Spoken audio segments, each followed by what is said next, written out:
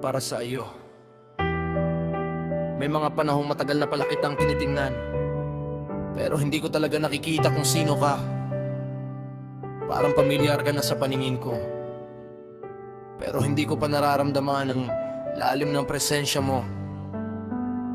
Hanggang sa isang araw, bigla na lang nagbago ang lahat. Parang sa unang pagkakataon, nakita kita ng buo. Hindi ko maipaliwanag kung paano nangyari, pero sa simpleng pagtitig mo pabalik sa akin, para bang may mga bahagi sa puso ko na biglang nagising. Mga damdaming akala ko'y matagal nang nawala, muling nabuhay at doon ko na-realize kung gaano ako naging bulag sa mga bagay na matagal nang nasa harap ko. Akala ko dati, tapos na ako sa ganitong klaseng pakiramdam, na hindi na ako muling makakaramdam ng ganitong uri ng pagmamahal. Pero dumating ka, at binago mo ang lahat ng paniniwala ko. Sa bawat sandaling kasama kita, mas lalo kong naunawaan kung ano talaga ang ibig sabihin ng pag-ibig. Hindi na ito yung pag-ibig na hinahanap ko sa iba. Ito na yung pag-ibig na kusang dumating, tahimik pero totoo.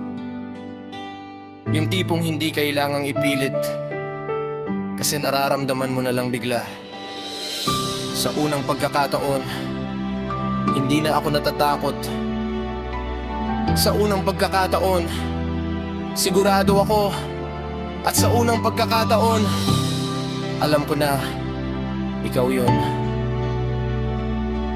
Hindi ko man maintindihan lahat, pero sapat na sa akin na narito ka. Na sa bawat tingin natin sa isa't isa, may kwentong nabubuo, kwentong hindi ko na kailangang hanapin pa sa iba. Siguro nga, minsan, ang hinahanap natin sa malayo ay matagal nang nasa tabi natin. Kailangan lang natin ng tamang sandali para makita ito. At ngayong nakita na kita, hindi ko nahahayaang mawala ka pa sa paningin ko. Mula sa pusong natutong muling makakita. Dahil sa'yo, ako